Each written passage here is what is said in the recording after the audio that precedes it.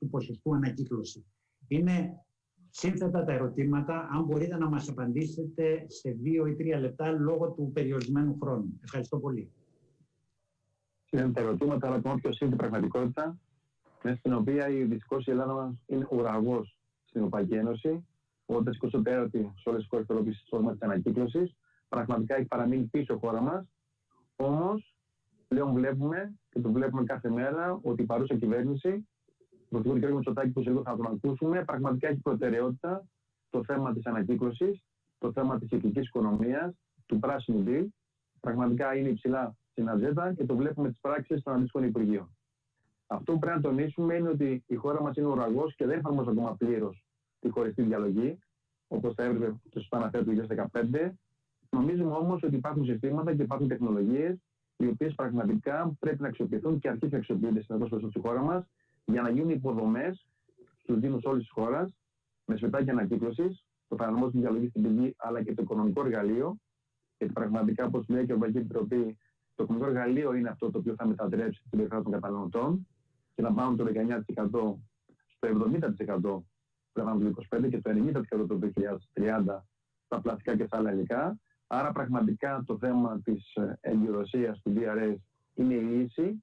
Γι' αυτό και πλέον προτείνεται για όλα τα υλικά από την Ευρωπαϊκή Ένωση. Η χώρα μας το υιοθέτησε για τα πλαστικά μιας χρήσης, για τις πλαστικές φιάλες. Στον παρόν όμως σχέδιο που είναι στη διαβούλευση για την Παρασκευή γίνεται η πρόταση και για το αλουμίνιο. Ευελπιστούμε ότι και το γυαλί, στο οποίο στερούμε σημαντικά σε στόχους ανακύκλωσης αλλά και επενδύσεων στη χώρα μας, θα μπορέσει να δοθεί μια λύση σύντομα, έτσι ώστε πραγματικά όλα τα υλικά συσκευασίας να ανακυκλώνονται, να γίνουν πράγματα εμπορεύματα και προϊόντα σε μια κυκλική οικονομία, το οποίο μας δημιουργεί και σημαντικές επενδυτικές ευκαιρίες και δυνατότητες, γιατί πραγματικά οι επελωτές έχουν την υποχρέωση για το 2025 να χρησιμοποιούν ένα κυκλομένο πλαστικό κατά 25%.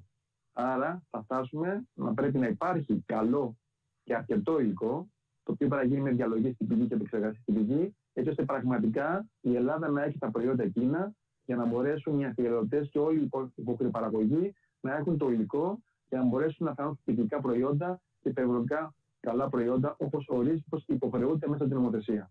Άρα υπάρχουν προκλήσεις, άρα υπάρχουν και ευκαιρίες και επιχειρηματικές, αλλά και κοινωνικές και περιβαλλοντικές, έτσι ώστε να έχουν τα βέλτιστα αποτελέσματα και η χώρα μας από ουραγός να γίνει πρωταγωνιστής και μια καλή πρακτική στο κομμάτι της ανακύκλωσης. Γι' αυτό και εμείς επενδύουμε στη χώρα μας και νομίζω θα συμβάλλουμε και εμείς, έτσι ώστε η χώρα μας να γίνει πρωταθλήτρια στο κομμάτι της ανακύκλωσης.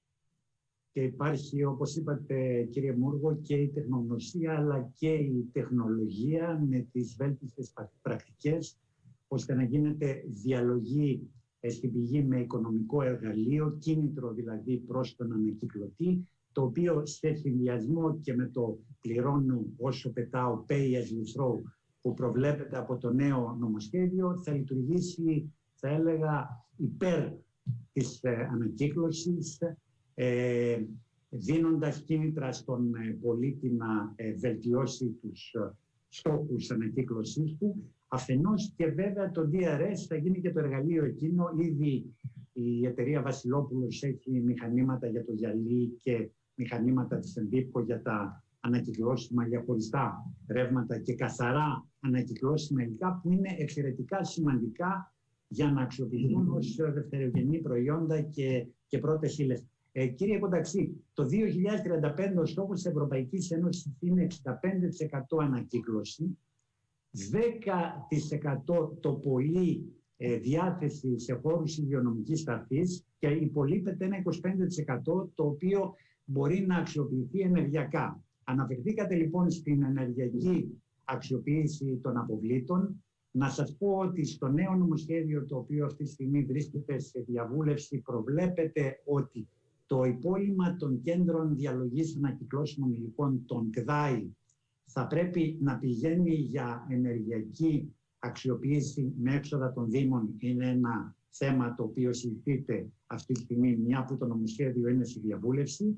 Το μήνυμα όμως είναι, και αυτό το προβλέπει και το Εθνικό Σχέδιο Διαχείρισης Αποβλήτων, ότι υπάρχει χώρος περιθώριο και το περιθώριο εμπροκειμένου είναι αυτό το 25%, το οποίο αναφέρεται στο υπόλοιμα, γιατί μόνο το υπόλοιμα μπορεί να αξιοποιηθεί ενεργειακά σύμφωνα με την νομοθεσία της Ευρωπαϊκής Ένωσης. Επειδή λοιπόν ο ΣΕΠΑΝ έχει ασχοληθεί με το θέμα αυτό. Θα μπορούσατε επιγραμματικά να μας δώσετε την άποψή σας πάνω σε αυτό το θέμα? Πολύ σύντομα, σας ευχαριστώ για την ερώτηση. Καταρχήν, δεν θα μιλούσα για ενεργειακή αξιοποίηση, ακόμα και για τόσο διευρυμένη ανάγκη ανακύκλωσης, αν πραγματικά η οικονομία μας έκανε μια στροφή προς την κυκλική οικονομία, προς την κυκλικότητα. Γι' αυτό και εμείς ως ΕΠΑΝ ζητούμε μέτρα για την ενίσχυση και την προώθηση προϊόντων κυκλικών, δηλαδή προϊόντων τα οποία θα μένουν στην αγορά περισσότερο χρόνο, θα δημιουργούν λιγότερα απόβλητα και αναπόφευκτα και λιγότερες ποσότητες για ενεργειακή αξιοποίηση. Δεν το φωτίζουμε αρκετά αυτό το θέμα, αλλά αυτή είναι η ουσία της κυκλικής οικονομίας. Πρέπει να σκεφτούμε upstream και όχι downstream. Το κλείνω αυτό. Απαντάω στην ερώτησή σας. Έχετε δίκιο, είναι μεγάλος ο δρόμος που πρέπει να διανύσουμε. Όσον αφορά την ενεργειακή αξιοποίηση, είναι μια απαραίτητη συνθήκη, είναι μια αναγκαία συνθήκη για τη διαχείριση των αποβλήτων. Αν θέλουμε τελική λύση πριν την ταφή. Το ερώτημά σας για τα ΚΔΑΗ, θα θέσω ένα ερώτημα ανοιχτό. Επιτυχάνονται οι στόχοι της ανάκτησης υλικών για ανακύκλωση σήμερα από τα ΚΔΑΗ? Σε κάθε περίπτωση, αυτό το οποίο βρίσκεται στη διαβούλευση στο νομοσχέδιο έχει πολλά θετικά στοιχεία. Θα θέλαμε να είναι πιο τολμηρό και το έβαλα στην πρώτη μου τοποθέτηση. Ένα από τα στοιχεία όμως που διαφωνούμε είναι το χαμηλό τέλος ταφής. Αυτό το 35 ευρώ το οποίο εξελίσσεται μες στην πενταετία, φοβάμαι ότι αποτελεί κίνητρο προς ταφή και όχι αντικίνητρο. Δεδομένου ότι οποιαδήποτε άλλη διαχείριση την κάνει πιο ακριβή. Θα πρέπει εδώ να σπάσουμε λίγο τα αυγά, έτσι ώστε να βοηθήσουμε το περιβάλλον και την οικονομία. Κύριε Μαχαίρα, σας ευχαριστώ πάρα πολύ. Μένει μόνο ένα λεπτό.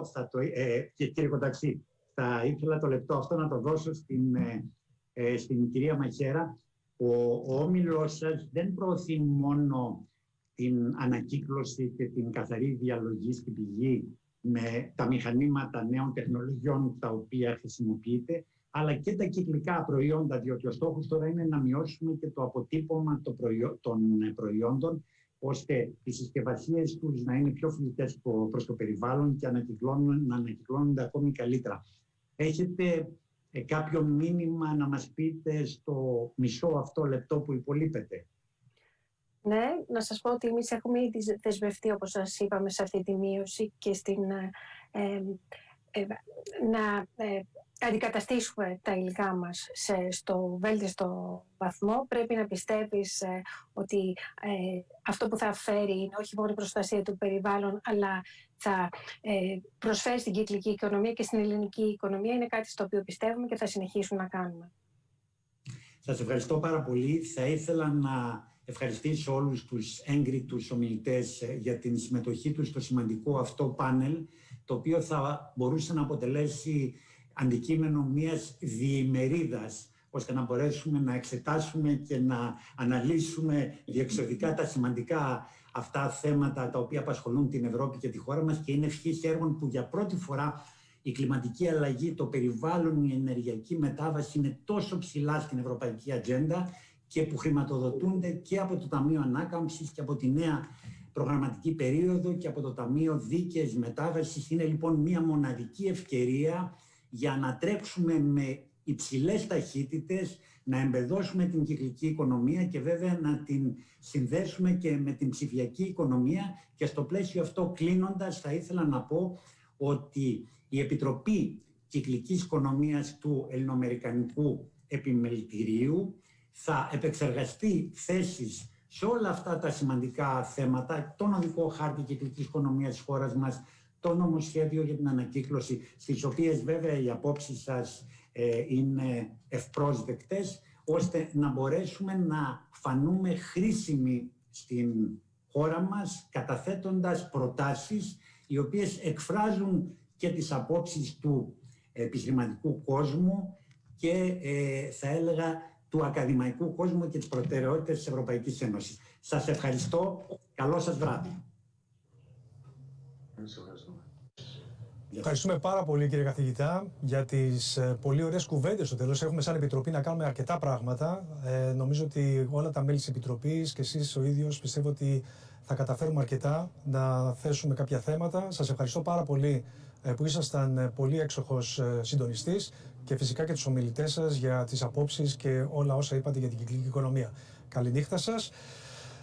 Dear ladies and gentlemen, and now the highlight of the summit. We have a live conversation between the Prime Minister of Greece, Mr. Kyriakos Mitsotakis, and 4 distinguished members of the US corporate environment, whom we thank them very much for their participation.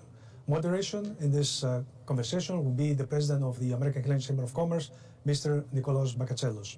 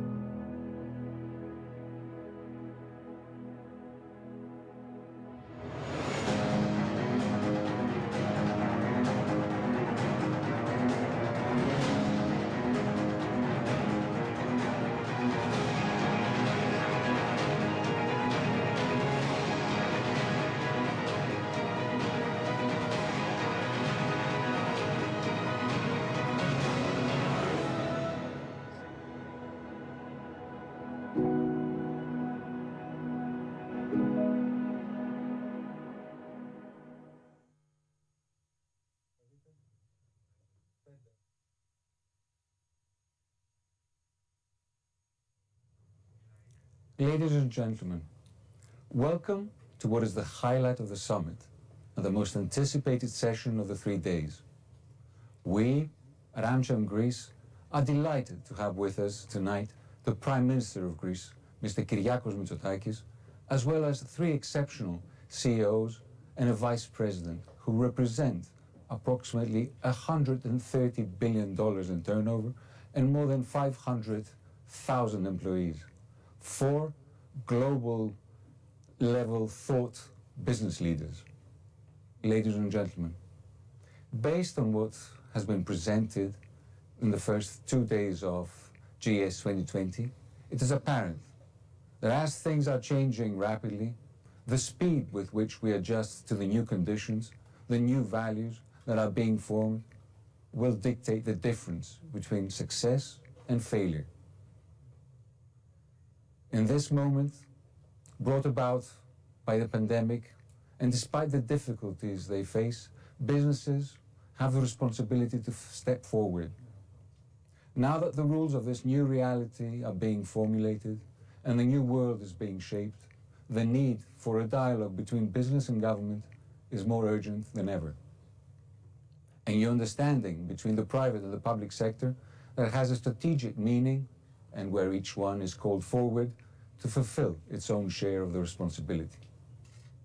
What makes us extremely proud is the fact that we have an example of this best practice here tonight at GS 2020.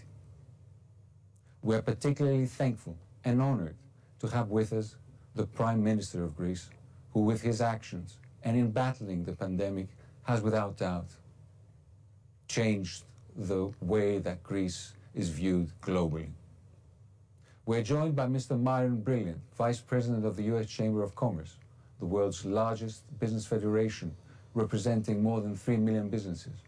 Mr. Albert Bourla, CEO of Pfizer. What else to say? The man of the hour. Mr. Andrei Kalazopoulos, CEO of Philip Morris, who is transforming the global enterprise. And last but not least, Mr. Puneet Rejain, CEO of the professional services giant Deloitte. Mr. Prime Minister, esteemed CEOs, a warm welcome. We're excited and hope to be enlightened by the exchange of thoughts and comments during this discussion. Gentlemen, before we proceed, let me allow me to just mention a few words on logistics, aka housekeeping.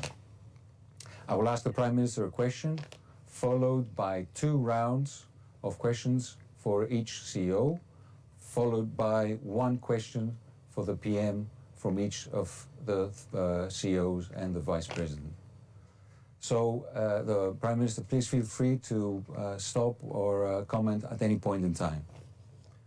So without further ado, Mr. Prime Minister, as I mentioned in my introduction, through your actions and in battling the pandemic, you managed to enhance the international image of Greece. What is your vision of the post-pandemic Greece, particularly as we're entering the 3rd century after the Greek Revolution? Well, first of all, thank you for having me. And I have very fond memories of the previous time I spoke to the Chamber exactly a year ago, at a time when no one could anticipate how turbulent 2020 would be. My hope is that this pandemic, with all the pain and suffering that it has caused, will be a dramatic catalyst for change. And my obligation is not just to deal with the urgent task of making sure that we address as effectively as possible the 2nd wave, but also not to lose time and make sure that we continue to implement an aggressive reform program that will make Greece an extrovert, competitive country that will play a leading role in the twin revolutions that will shape our future. I'm talking about the digital revolution, and I'm talking about the green transition. And I think we have done a lot of work in that direction. I am confident that once the pandemic is over, Greece will be on the side of the winners, because there will be winners and there will be losers. Yes, the truth is that we've dealt very well with the 1st wave. The 2nd wave has proven more challenging for our country as a whole, but I am confident that with the right measures we will be able to contain that 2nd wave. But at the same time, what is of critical importance to me is to make sure that we don't undermine the productive capacity, the potential of the country, because I do expect a very rapid recovery after the pandemic is over, and the pandemic will be over once we have vaccinated a significant proportion of our population and the global population, because this is not just a Greek problem, it's a global problem. So we have to protect jobs. This is exactly what we've done. We have to provide liquidity, especially to smaller companies that don't have access to the banking sector. And at the same time, we have to create the right incentives for people to invest in Greece. Because you should have no doubt, and I'm sure that the business community is fully aware of what I'm saying, even in these difficult times of crisis, there are companies that are investing and are planning for the future. How will we do that? We need to reduce the tax burden. We've done so already. We need to reduce the taxation on labor, which is our big priority for 2021. We will reduce Social Security contributions cumulatively by 3.9%. We will scrap the solidarity surcharge. We will make taxation on labor much more competitive. And at the same time, you are fully aware of a very aggressive reform program we are pushing through in spite of the pandemic.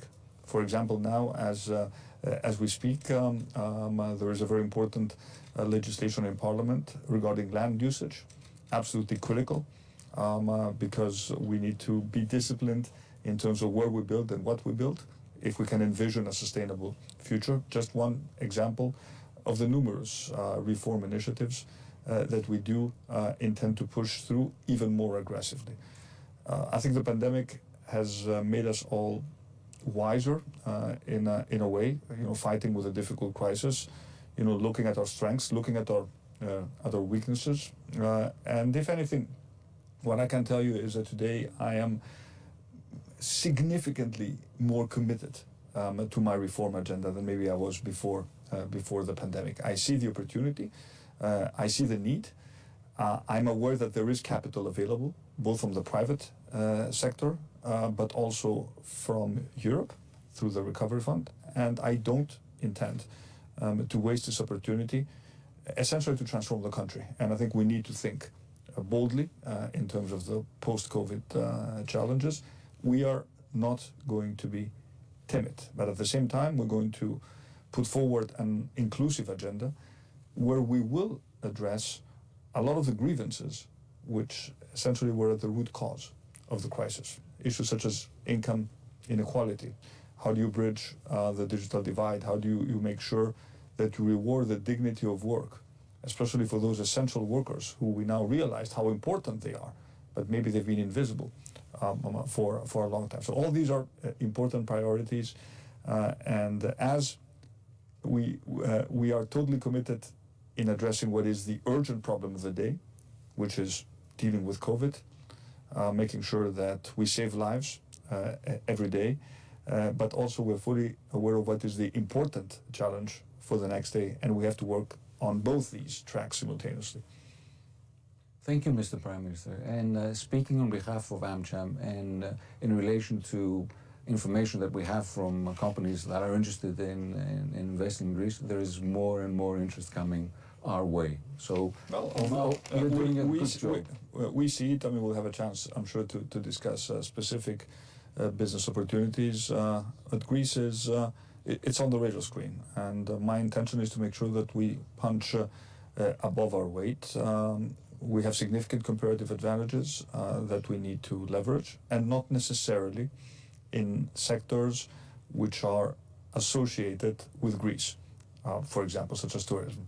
I'm sure when we'll talk with Albert, he will not just speak about the vaccine. He is indeed the man of the moment, and we're tremendously proud to have a Greek CEO leading a company that is at the forefront of finding a solution to a huge problem. But he'll also speak about how Pfizer had decided, even before the pandemic, to set up a big data analytics and R&D center in Greece. And it's not the only company that is realizing that beyond the sea and the sun and the renewable energy, what this country has to offer is incredible people. Highly talented, highly skilled, highly committed, very hardworking. And of course a diaspora that at any given moment in time is thinking about returning to Greece and will return if we offer them the right job opportunities. Fantastic. Thank you, Mr. Prime Minister. Speaking of Pfizer and the investment, Mr. Bourla, it's a great pleasure to have you with us today. I'm particularly proud because we come from the same city. So if you allow me, I'd like to start my questions with you. And the Prime Minister mentioned the vaccine. So your company and a few others have announced positive results from the COVID-19 vaccine studies. Assuming the vaccines are approved, what will companies and governments need to do in order to have the larger percentage of people be vaccinated by the mid of the next year? And could Greece possibly be among the countries to produce the vaccine? First of all, thank you very much for your question. Thank you very much for having me here. It's a great honor to be together with such an esteemed panel of other CEOs, and of course, in the presence of the Greek Prime Minister. And also, I thank you very much, Prime Minister, for your good words about Pfizer. And indeed, we are planning to increase even further our investments, and I hope I will have the opportunity to speak about it later. Now, coming back to the vaccine, I think what the government should do it is to make sure that as the vaccine is distributed to them in the beginning, in the first months of the pandemic, they will have the responsibility to distribute those doses. They will have the responsibility to select who should receive the doses first and then who should be the second, etc. And given that the production will always be in the first 6 months less than what the demand globally. And they need to do that in a strategic way. And they need to make sure that they listen to the experts and that they are utilizing the vaccine in the way that they can minimize as quick as possible the burden population.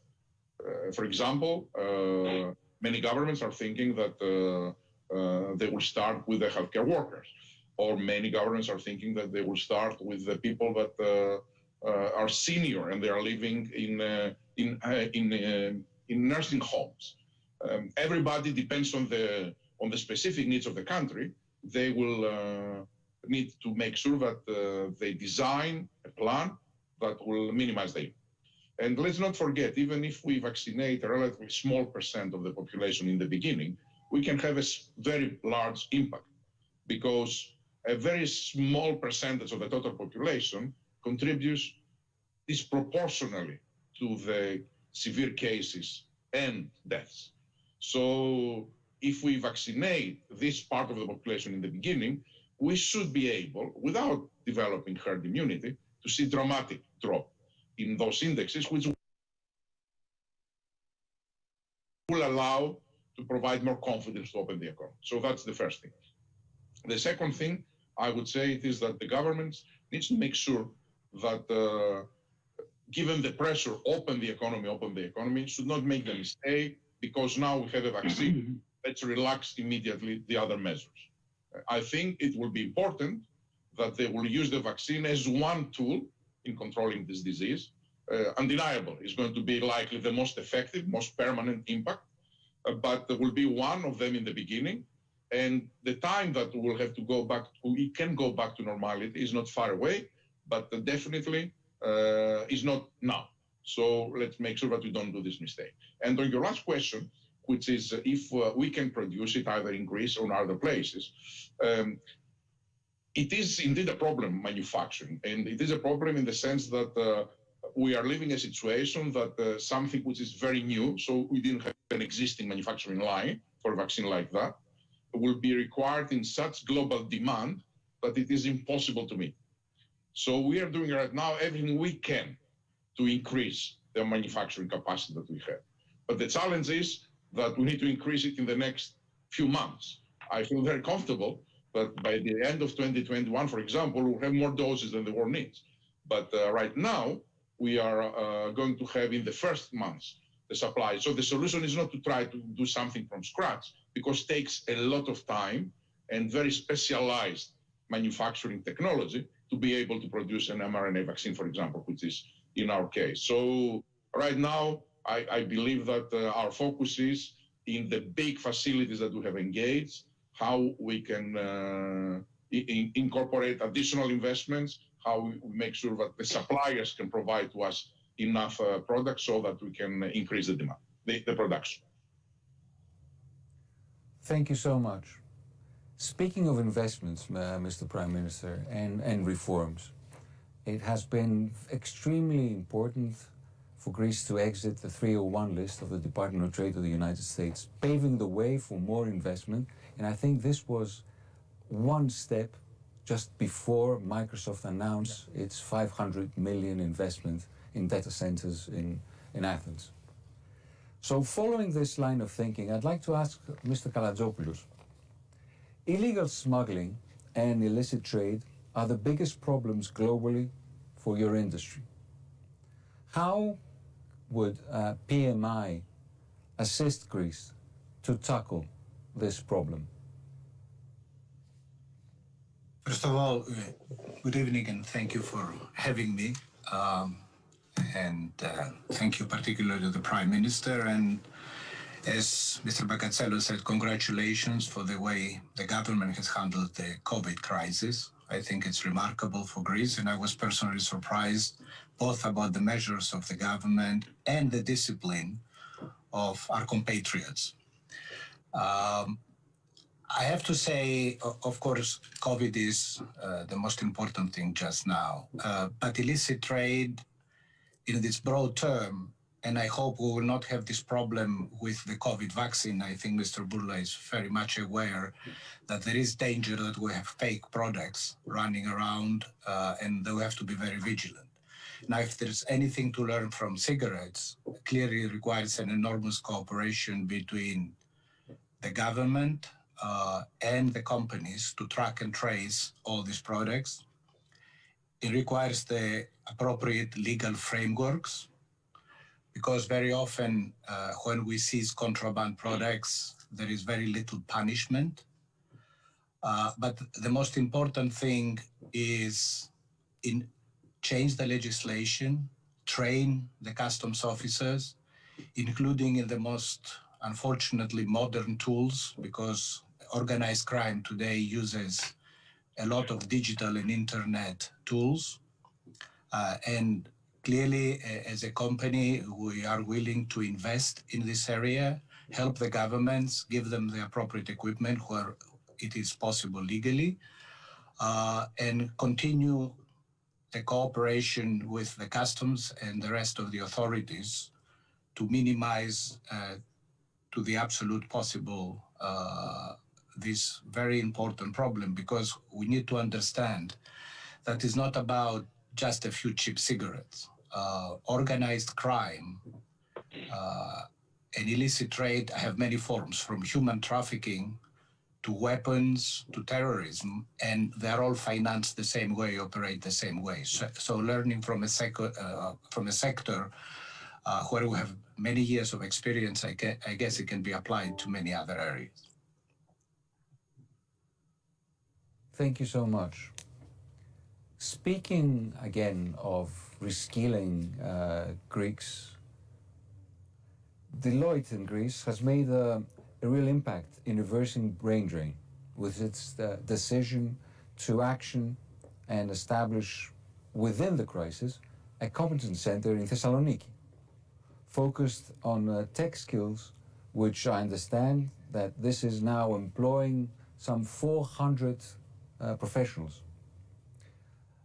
Mr. Engen, what were the challenges and the lessons you learned in establishing and running your competence center during the last couple of years? And what are your plans going forward? First, thank you again for having me, and it's great to be with this very distinguished panel. Prime Minister, let me add my congratulations as well. In reading up, preparing for this, it's impressive what you have done in Greece. And as the other panelists have said, it's really wonderful to be with you. Albert, congratulations. You are the man of the hour. So really wonderful to see what Pfizer and the others are doing around vaccines. We've been in Greece for 50 years, and we are a purpose-driven organization. We are committed to serving our clients with distinction, taking care of our people, but also giving back to the communities that we live and work in.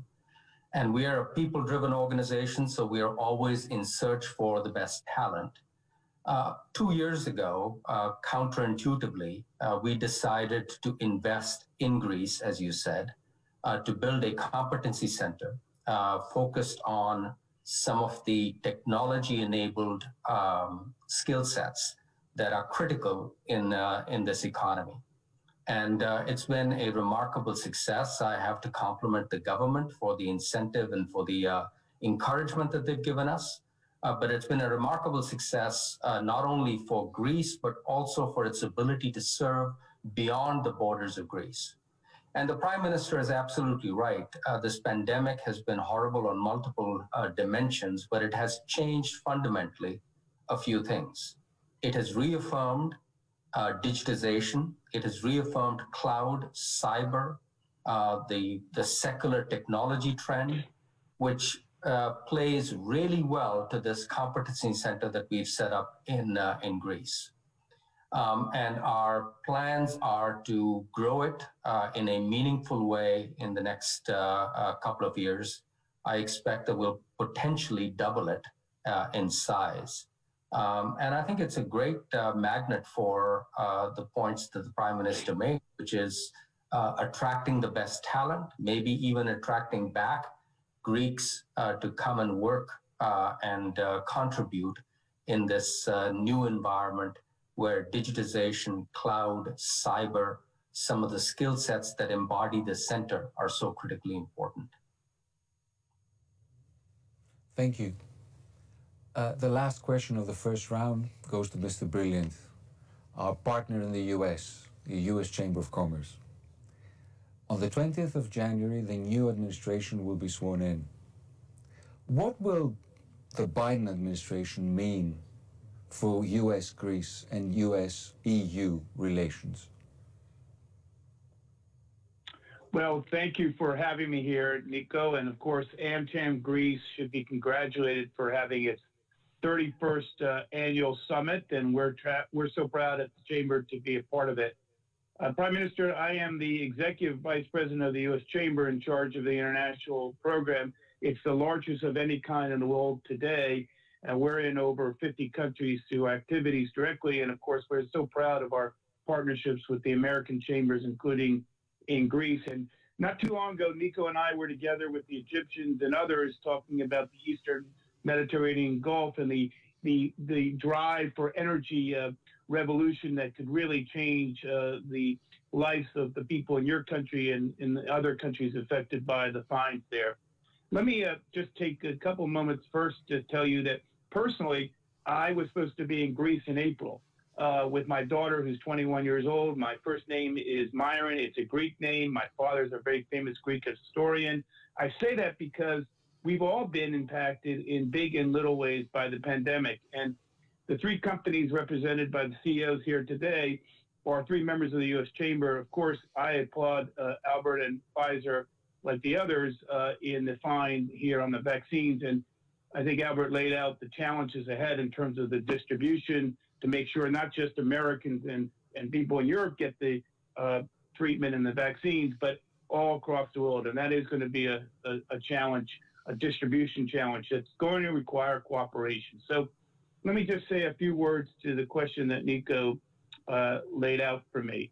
I believe that, that the incoming administration, Joe Biden is someone known to many of us. He's been around Washington a long time, and his team is well known. Tony Blinken and I did an interview not more than 2 months ago in which he laid out very clearly the strong belief of the president in reshoring or strengthening the alliance with Europe. And here I think Greece is very much in the thick of it because, Prime Minister, you should be applauded for the kinds of economic structural reforms that you are undertaking. You heard Pfizer talk about the work they're doing in your country. Andre could echo that as well. And I can tell you that I'm very proud of what Microsoft is also investing in your country. And of course, to me, not just in the energy field, but in the technology field where you're catching up, there is so much here that presents an opportunity for Greece in working with U.S. companies. But the picture of where I think the Biden team and the Biden administration will go is in three buckets. First, strengthening not only our alliances with Europe in key places, but also thinking about the multilateral institutions.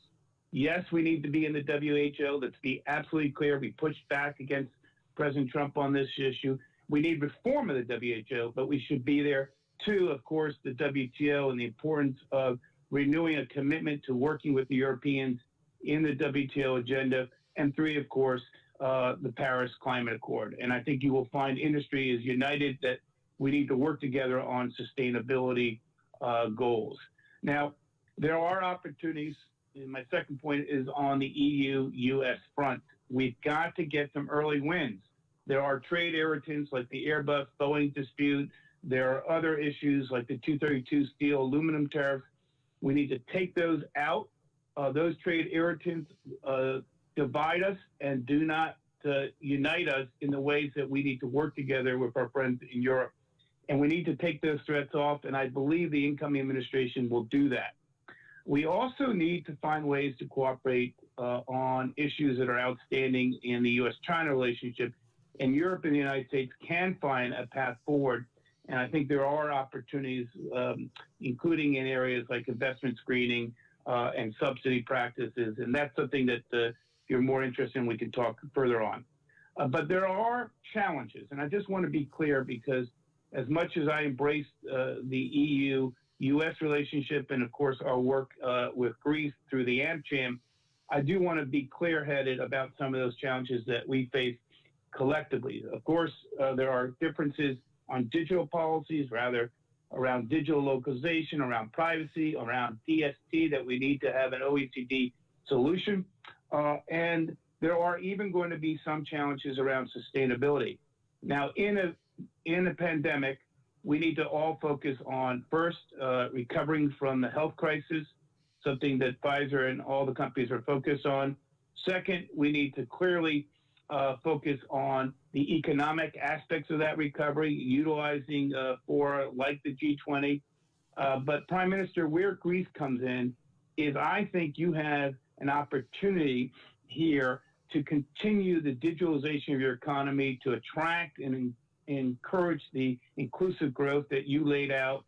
And I think you will find that the U.S. companies represented here and many that are represented through the AmCham and the U.S. Chamber are committed to helping you there. But I don't want to suggest that there aren't issues that we don't have to work through, because there are some challenges. But I'm optimistic that the emphasis of the incoming administration will be to strengthen the alliance relationships with Europe will be a priority for sure. So I'll leave it at that, Nico. Thank you very much, Myron. I appreciate learning this link that you have with Greece, and I will come back to this, I hope, at the end. For the time being, let me go back to Pfizer and ask, the health sector and particularly the pharmaceutical sector is changing rapidly following the technology disruption. How do you envision the pharma sector in the future, and what kind of skills would be required? First of all, I think if we learn something from this COVID crisis, it is that the value proposition of a vibrant biopharmaceutical industry, it is fundamental for the health of the society. It is fundamental for the society itself. And the truth is that I believe that all the fundamentals right now indicate that we will have a vibrant biopharmaceutical industry. First of all, the need is clearly there. Society needs medicines because people are getting older and older, so new diseases are coming up, that we have also globally an urbanization. The middle class in the world is increasing 150 million people every year. Those are people that they didn't have access to medicines, now they have. So the demand will be extremely high in the next 2 years. On the other hand, the offer also will be very compelling because, as you mentioned before, we are at a revolution period where I will call it a scientific renaissance right now, where biology and digital are colliding, and they are unleashing tremendous potential for our ability to design new molecules, understand pathways of diseases, and provide medical solutions to the world. So, as you said, I think there are a few things that are going to be very different, though, in the new era for the pharmaceutical industry. And I will focus maybe on two that are extremely important and relevant to our discussion today. One, it is that science is very diverse. We have a plethora of scientific knowledge, but it is increased in logarithmic rates. So it is impossible anymore that the science can be developed in big academic or private institutions like the Pfizer labs or the Harvards of the world. The science, by definition, will happen in multiple locations that will include many academic institutions and will include also many biotech startups. That's inevitable. So that presents an opportunity for smaller type of players that they can now claim a seat on the table when it comes to startup of a small biotech that can easily happen now in Ireland or in Greece, or high-edge technological research project that can happen in the University of Thessaloniki, where I had the honor to graduate, and not only at the Yale University, for example. So that's one. The second is that digital will transform completely this industry because it's having the potential to transform every single link of the value chain. Digital is transforming from the basic research, because now we have digital biology, and that is helping us to design molecules and simulate with digital how they will behave in the human body. But digital also is transforming the way that we do clinical trials. One of the reasons why we're able to move so far with our COVID-19 clinical trials, with 44,000 people participating, gigantic study, and to be conducted in a few months, was because we had developed a very critical digital infrastructure that will allow us to do that. And digital will affect also the way that we analyze the diseases. Digital will affect the manufacturing capacity. Digital will affect everything. And that's why the new capabilities that are needed are not only the traditional that we had in our industry, chemists, biologists, physicians, or engineers when it comes to manufacturing, but now we need data scientists. And one of the reasons why we created very big hubs around the world was because we are pushing a lot of resources into digital right now. And this is how also we selected Greece and Thessaloniki to be able to advance our digital hub there, which, by the way, Prime Minister is progressing very, very nicely. Despite the COVID that delayed us, we will be having 200 people working in this hub by the end of this year. And right now they are already producing. And we were extremely, I repeat, satisfied with the quality of talent that applied. And also you were right in your predictions that you gave to me also, Prime Minister. 15 to 20%, I believe, from the applicants were Greeks that were living abroad. And they had immigrated, particularly because of the crisis, and they were willing to go back to Greece and provide that they can find a job that they can utilize their skills. So as also Punit said, also I see a path right now that in a few years we will double our digital presence. But also that made us also very encouraged the success that we are having with this first try to do something in Greece in digital. And we also made the decision to open a second hub. And again, that will be in Thessaloniki in Greece. That will be a hub that will this time utilize search services. That will be professional services, but for internal reasons, for Pfizer. That will be from economical services, that will be from human resource services, that will be from call centers. And that the first stage is projecting an additional 350 people. So, you know, suddenly in a city like Thessaloniki, we are having a plan of 600 people with the possibility to double it. And this is happening because we are investing in new technologies. And I believe that also is happening because we see the environment changing in Greece. It is an environment that you can feel you are welcome to come and invest.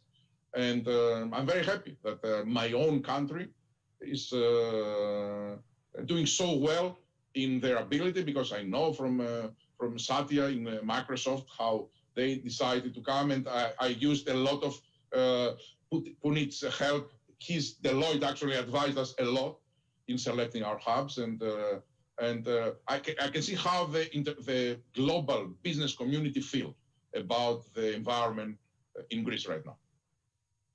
I'm certainly very happy to hear that that story, Albert, and particularly thrilled that you do find the right type of people to hire. It's the same story with Deloitte, with Punit, but also with Andre. We should mention that Philip Morris has a strong presence in Greece, a manufacturing presence for their cutting-edge products, and it's exactly these stories that I'm so eager to get out to the international business community, because what had not been so well known about Greece is exactly the talent pool that we have available, and of course the access to a diaspora that is particularly well trained. has experience in working in large multinational companies, but as we know, we're all eager at some point to come home, and probably the easiest transition from someone who is working abroad to return to Greece is by working for a large multinational company. I would add that we're also adding additional incentives for those who will return to Greece. In 2021, we're going to do it in the beginning for just 1 year. Everyone who has not been a tax resident in Greece for the last 7 years, a Greek or foreigner, should they return to Greece, they will pay for the next 5 years 50% of their income tax rather than 100%. So we're giving also a big tax incentive. I know it's not the most important thing. There are other reasons why someone will return, but we really want to make a credible case to the Greek diaspora that there are now opportunities in Greece, and the more the story is known and the more you talk about your positive experience in Greece, I think the more companies will come, either to set up production in Greece, as Philip Morris has done, cutting-edge R&D, or shared services. We are a natural hub for companies that want to service the region, super connected, super safe, with lots of incentives. So even for shared services, back office work that can be done in Greece to cover other skill sets, this is also a very interesting proposition for foreign companies. And wonderful time zone for Greece for global services, because you are having equal in the middle between the Asia and Asia and the United States, which is a very big deal. And very good connectivity also when it comes to the Gulf, Africa. That is also quite important, and of course Europe. Yeah. At the crossroads of 3 continents, Greece is changing, and thanks to Pfizer and Deloitte, Thessaloniki in particular is being converted into a digital epicenter for our country. Speaking of transformations, and speaking of Philip Morris, as you mentioned before, Mr. Prime Minister, Ms. Kalajopoulou, how do you envision PMI to be in the future? And what other sectors would Philip Morris International be looking into investing? Well, let's start from the beginning. There are 1 billion people who smoke in the world today. And we all know smoking causes disease and premature deaths. So I think the mission in front of us is for the people who would not otherwise stop, offer them products that are vastly less, risky than cigarettes. And the problem in cigarettes is the fact that we burn organic matter, the tobacco. Nicotine is addictive, but is not really the disease cause of cigarettes. So we have developed a portfolio of products that either use tobacco or liquids that are more known, that all have a common denominator, absence of burning, of combustion, and they all reduce the toxicity of the smoke very substantially. And our leading product was authorized as a modified risk tobacco product by the US FDA 4 months ago. So we are investing clearly in this domain, and our objective is to replace cigarettes completely and phase them out as soon as possible. For that, clearly there is a lot of work to be done. I think we have developed the products, we've done the scientific substantiation with preclinical and clinical trials, but the biggest work in front of us is have the right regulatory frameworks and then convince consumers. And for that, I'm very grateful because Greece is at the forefront of adopting specific regulations for these products that encourage the innovation and encourage consumers to switch whilst maintaining strict controls, obviously, over these products, especially regarding youth use. So I think for anything we try to improve, the key is to convince consumers. And to convince them, you need to explain first what the problem is. I said the problem is combustion. The second is to give them possible alternatives, like in energy. We provide green energy, is not zero risk. It has not zero impact, but is better than burning fossil fuels. The third is clearly have the right regulatory framework to incentivize people to move. And fourth is companies have to make the commercial investment and effort to work with the consumers. And that requires public and private sector collaboration. So obviously, like everybody else, digital is at the front right and center of what we do, and we're all learning how to apply it.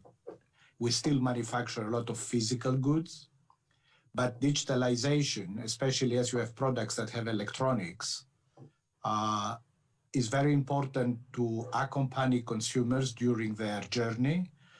Also to know if they'll fall back to cigarettes for our case, and analyze consumer behavior so we can service them better.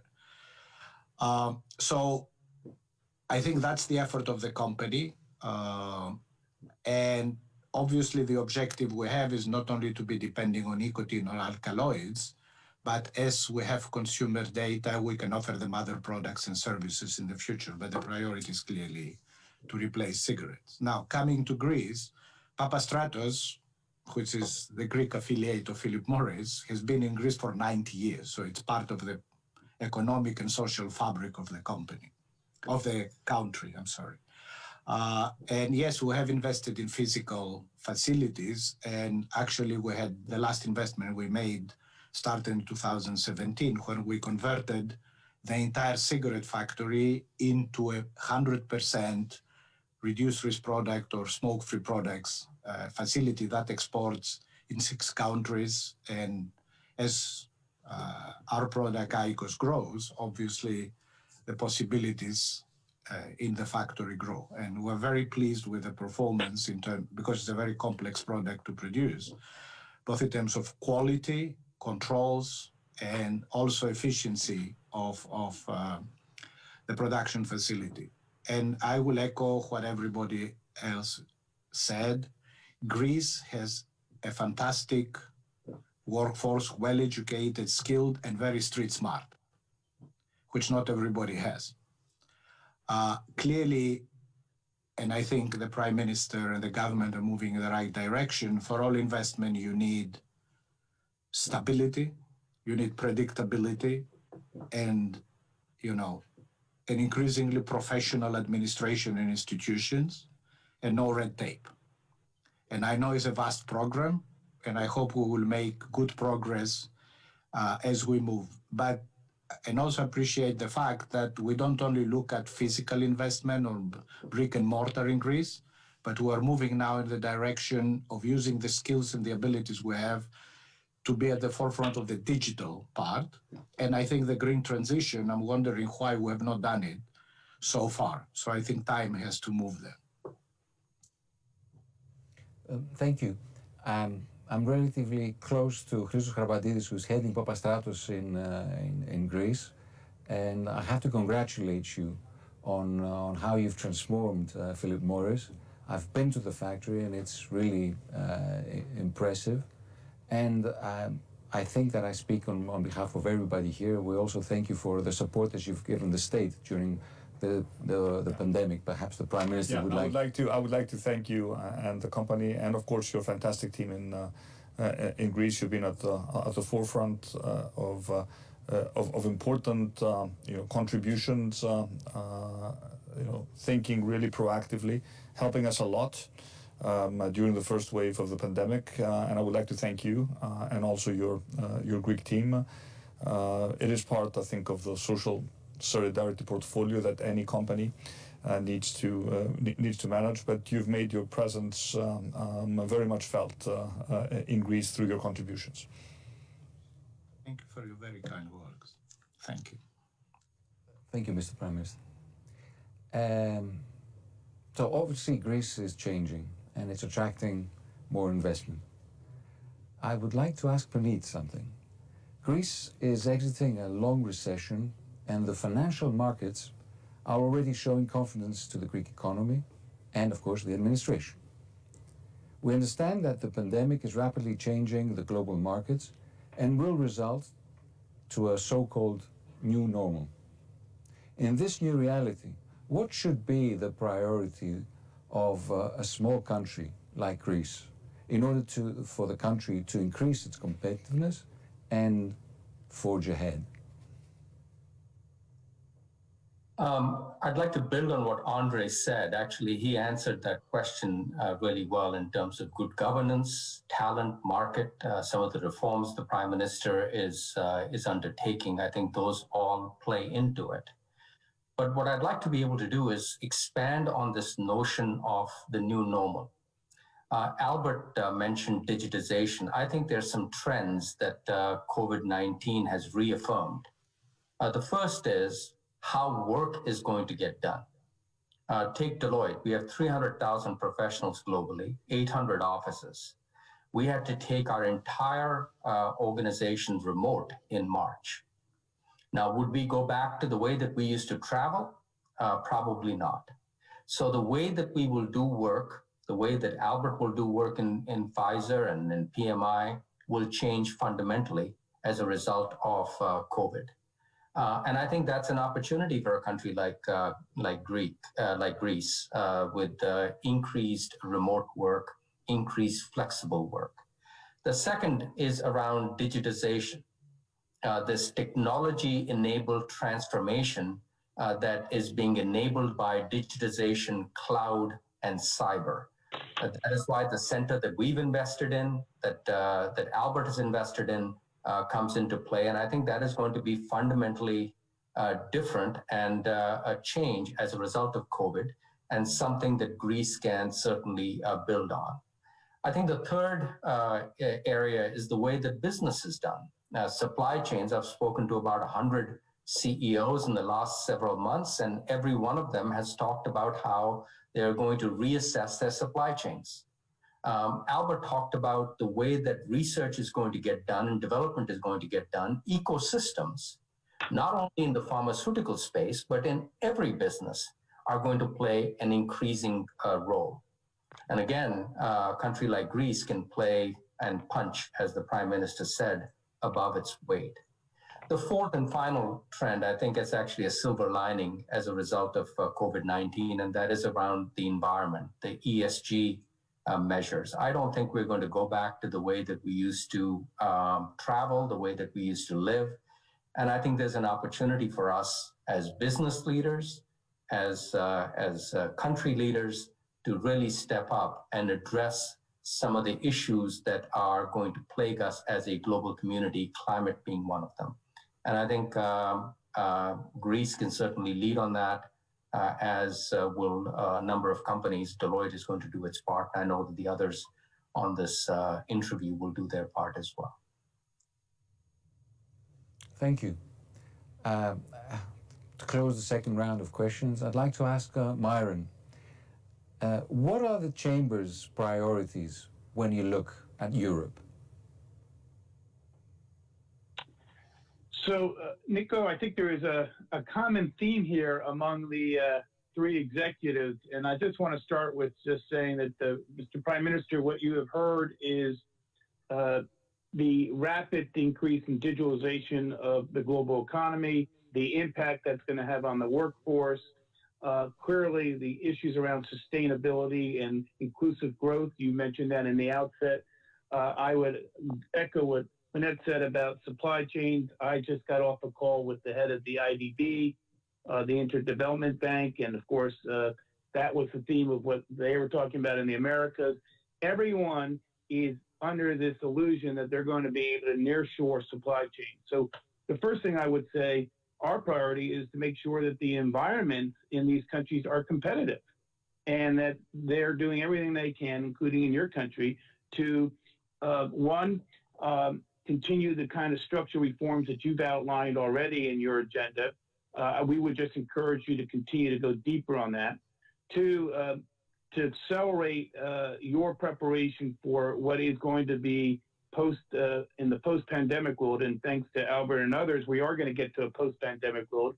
But I think what I would say is I'm very concerned about the environment that we create and the battle that we all have to avoid nationalization policies that prevent the kind of sharing and exchange of ideas that is going to be absolutely critical in a community of nations that have to work to avoid the kinds of policies that we think would inhibit growth in your economy, in Europe, and of course in the world economy. So what do I mean by that?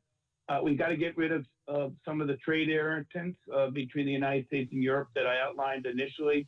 I mentioned already things like the Airbus-Boeing dispute. I would add the 232 tariffs that the United States has imposed on Europe, or I think are counterproductive to building the kind of alliances. 7 years ago, I was an advocate with President Obama's team for the Transatlantic Trade and Investment Partnership, TTIP. Now, that didn't work, but we need to be thinking about how we strengthen our trade ties and remove ourselves from the disputes and the irritants that have prevented Europe and the United States to fulfill the prospects of growth in our already strong transatlantic relationship. So that's one. Two, I've already said this. I feel like a broken record. I do think that we have to strengthen the governance of the rules of the game. There are gaps in the WTO system. Part of that is on the failure of the United States and Europe to lead here, and part of that is on the failure of other countries to accept the necessity to upgrade the WTO. What do I mean by that? Areas like industrial policy, subsidies, certainly in the intellectual property area.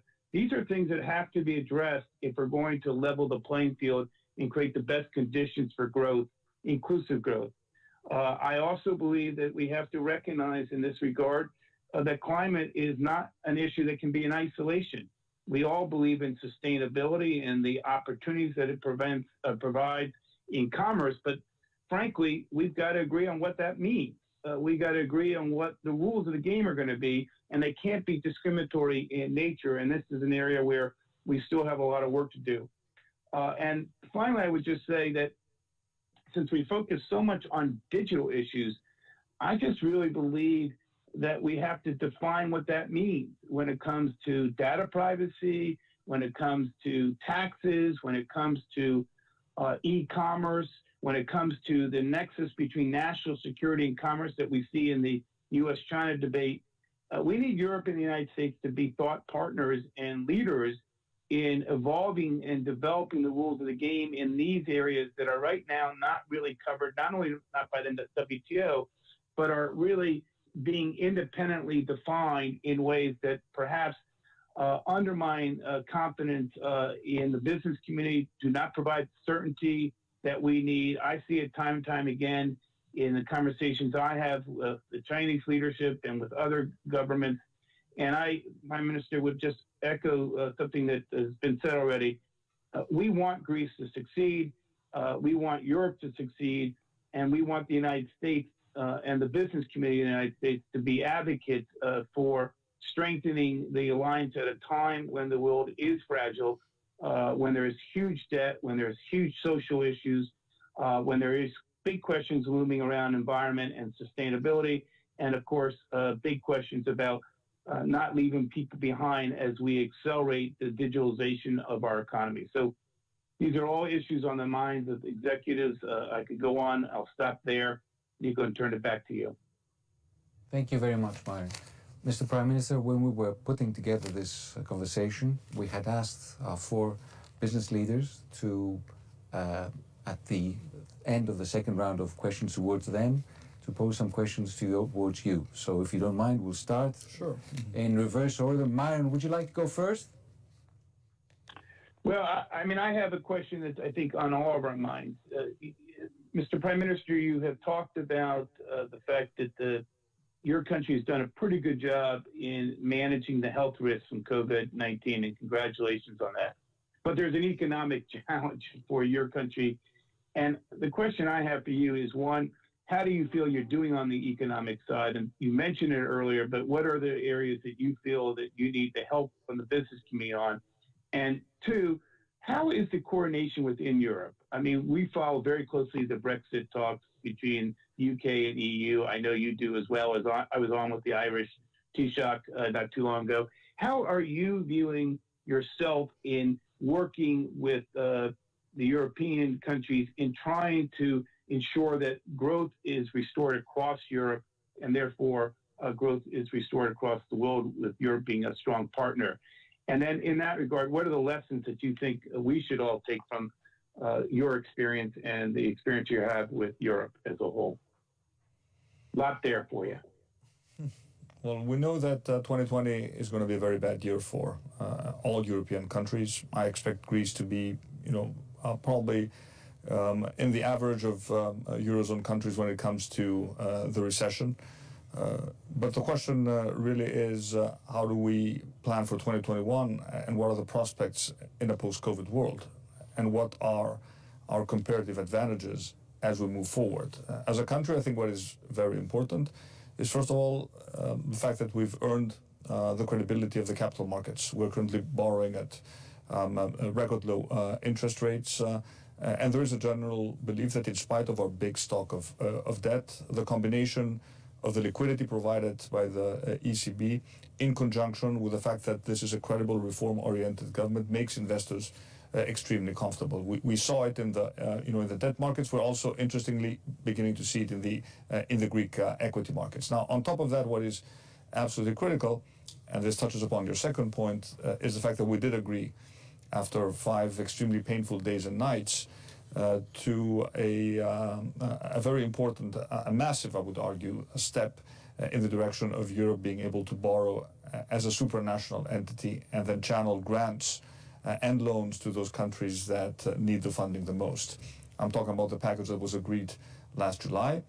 As you know, there's still some complications in terms of approving the budget for the next programming period, but I don't expect that Poland and Hungary will at the end be obstacles to what was a momentous moment for Europe. So I think Europe stepped up to the plate. It did deliver.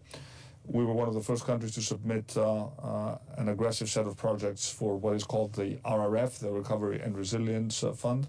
So for the first time, I feel confident that apart from mobilizing private capital, there's also access to European money to fund and support these big transformational projects that we're currently planning. So we know 2020 is going to be very ugly in terms of the recession, but my number one priority is to make sure that I keep jobs alive and that jobs are not destroyed during the crisis. Let me give you one example how do we do that. When, for example, we give smaller companies access to liquidity, and we're doing it because we know that the banks can't do it, so we directly give money to the companies in the form, partly in the form of a grant, partly in the form of essentially a loan to be returned over time. We tell them, look, if you want to have access to this funding, you have to guarantee jobs for the foreseeable future. So this comes with some strings attached. We want to make sure that once we recover, the productive capacity of the economy hasn't been severely damaged. And I think when I look at the job numbers so far, I think we've done a reasonably good job in protecting jobs as much as we can. So we know we have the firepower at the European level.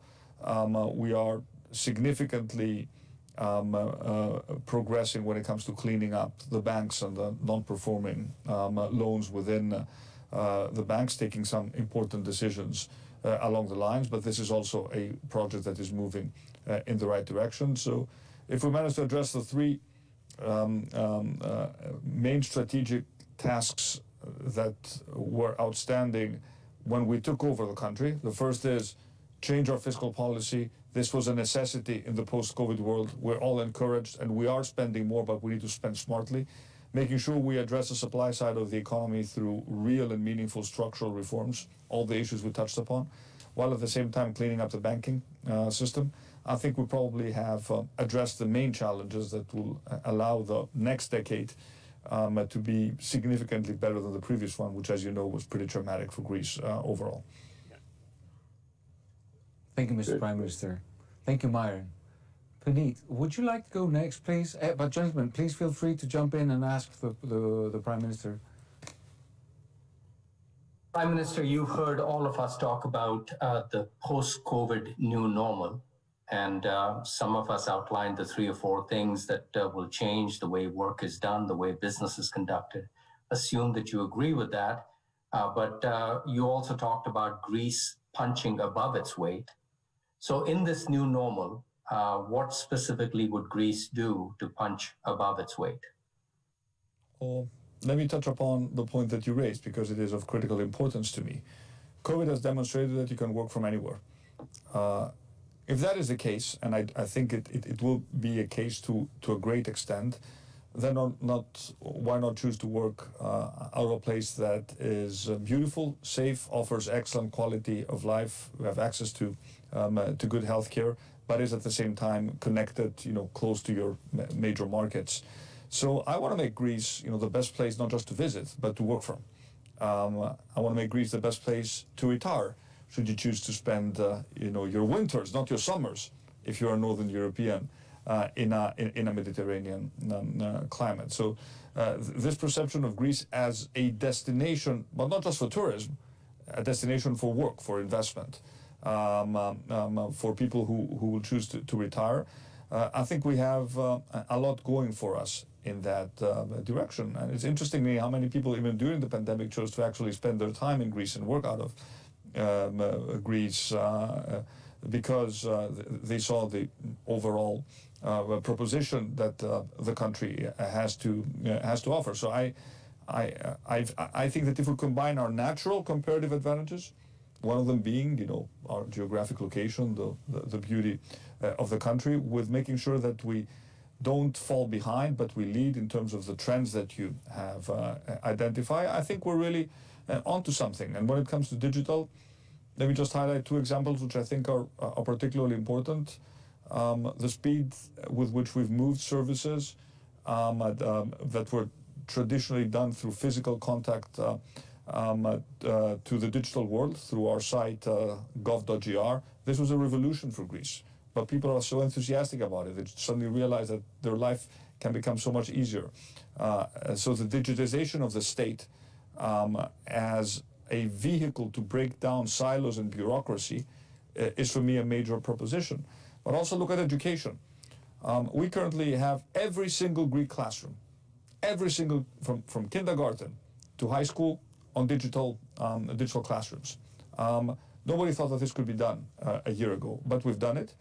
Obviously, there's no substitute to classrooms, but it is the second best option that we have. And not only that, it is also an opportunity to teach our kids, especially our younger kids, that the interface, the knowledge interface, is not just going to be a teacher. It will also be a computer with a real presence behind it. And we had a lot of complaints. Oh my God, how are the kids going to adjust? Well, I can tell you, usually it's the parents that complain more, because obviously I understand the pain of having to stay home with the kids. But the kids are adjusting, and this has, in spite of, and with the difficulties of COVID, it has been a big success. And all my thanks to the teachers who embrace this and who are leading digital classrooms, 100,000 digital classrooms per day in Greece. And of course, we will keep schools as closed for as long as the experts tell us. But even when we get back to physical teaching, we know that we have the infrastructure now to deliver digital education, should we need to do so. But I do believe that, in spite of what people say, and I listen to the concerns, and I'm very much, I speak to a lot of, child psychologists, about how difficult it is to be at home. I also do recognize that the skills and the knowledge and the concentration that you need when you interact digitally is something which will be required of the kids as they grow up. I mean, a kid who's now in first class of elementary school, they will graduate from college in 2032, from high school in 2032, and from college, if there is still a 4-year college concept, in 2036. So we're forced to think in terms of these skills. Thank you very much, Mr. Prime Minister. Mr. Kalantzopoulos, would you like to ask the Prime Minister? Yeah, sure. Mr. Prime Minister, we have a lot of discussion about, and we represent large companies that work in many countries. But at the end of the day, the essence of the economy of the countries is small and medium-sized enterprises. And my personal view is also that Greece has a lot of opportunity, Greek enterprises in Africa, Southeast Asia, and many of the developing countries. Is any particular attention on your side on this, or how you can incentivize or open up a little bit, these countries and these markets for the Greek enterprises? Thank you for the question. Of course, private sector has to invest, but I have lots of thoughts on that. First of all, we need to increase our share of exports. That is, one of our key goals. Goods and services. We need a much more open economy, and I do need to point out that manufacturing has a role to play in Greece. You know it quite well because you're producing cutting-edge products in Greece. So this is not just a service-oriented economy, and a lot of Greek companies, manufacturing companies, have become much more resilient during the crisis, and actually we managed to increase our exports during the pandemic in absolute numbers, which means that there's a base upon which we can build. We have completely redesigned our foreign economic diplomacy on two fronts. First of all, encouraging companies to invest in Greece. We mentioned, the Microsoft project, the Volkswagen project, where we're taking an island, the island of Astypalea, and converting it into an electric mobility island from scratch, making sure we look at all aspects of the way the island is functioning. But we also want to encourage Greek companies to move abroad and not just export, but establish a presence. We were very present, as you know, in the Balkans. We suffered a decade of retrenchment, but now we're very active again. It's our natural neighborhood. But I see also opportunities. I see huge opportunities in Africa, especially Eastern Africa. Africa is an unexplored continent for us. We're going to be putting a lot of work in making sure we open up economic channels to Africa, but also the Middle East. We have just signed a strategic partnership with the United Arab Emirates. We do consider them a strategic partner. There's a nexus of countries that think alike. Israel, UAE, Cyprus, Egypt. We share the same geopolitical concerns, but there are also huge economic opportunities. And again, not just for our country, for inward investment, but for us making sure we conquer their markets. I went to see the beautiful big mosque that was built in Abu Dhabi. It's built exclusively with Greek marble. And of course, the other big challenge for us is India. I think India, we're the closest country to the subcontinent, the closest European country, except for Cyprus, to the subcontinent. Huge potential. We are a 6-hour flight from Athens to Mumbai, so technically not even a long haul. India is a market which, as you know, has huge potential, huge opportunity also for Greek companies to move into that market. Thank you, Mr. Prime Minister. Thank you, Mr. Kalantzopoulos. Mr. Boula, last question. Thank you. First of all, let me add to what you were saying, that COVID has taught us that we can work from any place, and why not from a lovely place like Greece. I myself did it during the COVID. I stayed a month in Greece. Now, 1 week was vacation, but the other 3 weeks were work. And some of the most important decisions for the COVID-19 vaccine, for example, were done while I was here, and my team all over the world, basically, not only some in Germany, some in UK, some in United States. So I think it does work, and I think it's a very good direction that Greece can take. Now, when it comes to my question, Prime Minister, we know that a big issue for the Greek economy traditionally has been the productivity of the public sector and the inability to modernize. And this is important not only because it costs a lot of money to the taxpayers, but also because it can affect the productivity of the private sector. Because the bureaucracy can many times be the brake to people that would like to move faster and smarter in terms of investing. What is your assessment about where the Greek public sector is right now in terms of modernization, and how optimistic you are, or what you plan to do to make it better. When we took over the government, Albert, we looked at the Doing Business Index. We were very practical. We said, where are the big challenges, and how do we need to work to improve our ranking? But these are real changes. This is not just a marketing trick. So we identified various areas. The first is, I already spoke about digital connectivity. How can people, especially small businesses, do their work digitally?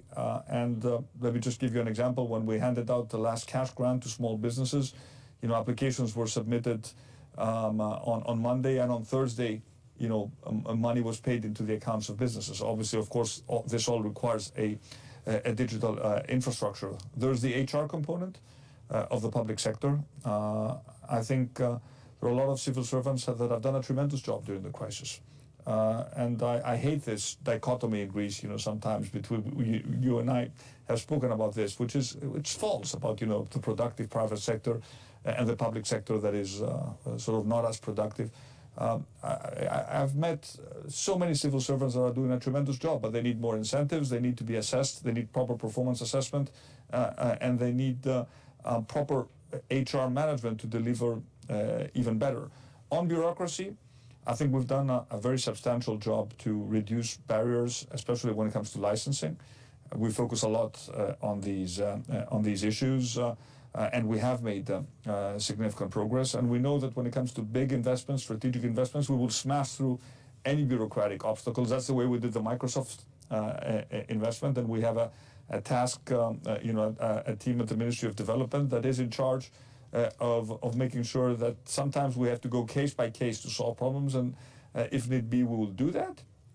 There is one big outstanding challenge which we haven't yet addressed to the extent that I would like, and that is justice.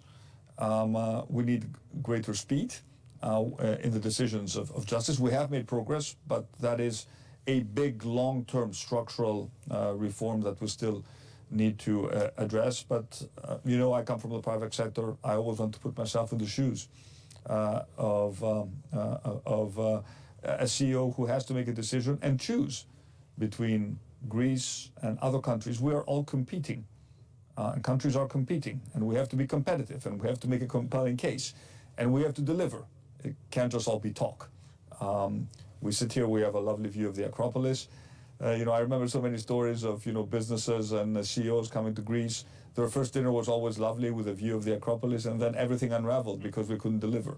So I'm very much focused on delivering results. And the more success stories we have, and the more we have you personally, your panel, but the wonderful panel that we have, telling the story of a country that is changing, the more momentum we will create, but the more pressure on us to move even faster. As I said in the introduction, COVID has only made me more convinced that we need to double down on reforms. So if people think that we'll push on the brake pedal, they're wrong. We will push on the accelerator pedal much faster to deliver the changes that this country needs. Thank you, Mr. Prime Minister. Thank you, Mr. Bourla. I think this closes... Jump in for one quick thing. Just one quick thing. Prime Minister, I just want to make two quick suggestions. One is, look, you've got a compelling story that you're building on. I think you need to go out and tell that story. Obviously, COVID is a more difficult environment. We're using virtual. But, obviously, we will encourage you to use our network in the United States, which includes not only the businesses, but 3,000 chambers and 1,100 trade associations. If we can help you get your story out, we'll do that as part of your narrative. The second point, though, is I do think you need to be very clear what those incentives are. We talked about regulatory issues, we talked about digitalization, but one of the things we have not talked about is just the kind of incentives that you're trying to provide in different sectors of the economy to encourage investment. We've talked about 2 or 3 investments in particular, but I would encourage that story to get out as well. I could talk a lot about that. It would take up much more of our time, but we will make it absolutely clear to your members. Plus, Let me just conclude by saying 2021 is going to be an important year for Greece. As you know, we're celebrating the bicentennial of the Greek Revolution, and hopefully, you know, at some point in 2021 we'll get done with COVID, and it will be an opportunity for us to reintroduce Greece to the world, but not the Greece they sort of remember from their history books, but, you know, a modern, vibrant, confident country that, you know, relishes on taking on the challenges of the future. So thank you for the offer. I'll make sure I follow up on it. Thank you both. I think this brings our discussion, which was indeed the highlight of the summit, to a close. I'd like to thank everybody. I'd like to thank you, Mr. Prime Minister. I'd like to thank you for your leadership of the country during the pandemic, and for having a plan and also a conviction to follow the plan and modernize and reintroduce Greece. Thank you. I'd like to thank all of you. I'd like to thank you, Myron, for your friendship and your partnership at the US Chamber. And we might take you up on what you said about perhaps setting up a Greek-US summit, business summit, when perhaps the Prime Minister comes to Washington for a visit. And I'd also like to thank Puneet, Mr. Kalatzopoulos, and Mr. Bourla for trusting and investing in Greece, particularly Mr. Kalatzopoulos and Mr. Bourla make us extremely proud, being Greeks, leading these global giants. We're really proud and very thankful to have you with us today. Mr. Prime Minister, you know that Greeks have this knack. They always try to find something Greek, some Greekness in whatever we come across. So I was thinking of how we could link Greece to our four panelists, and I didn't know about Myron's link, the name Myron, and also his father's relation to Greece. We have two Greeks, and then I was thinking of how we would link Puneet. And then the head of Deloitte in Greece told me that Alexander the Great had reached the part where in India, the part where Puneet comes from. So there's something to link Greece with everybody. Thank you all. This has been tremendous, and this brings the second day of the summit to a close. Thank you all for being with us, and look forward to seeing you tomorrow at the summit. Have a great night. Stay safe. Thank you.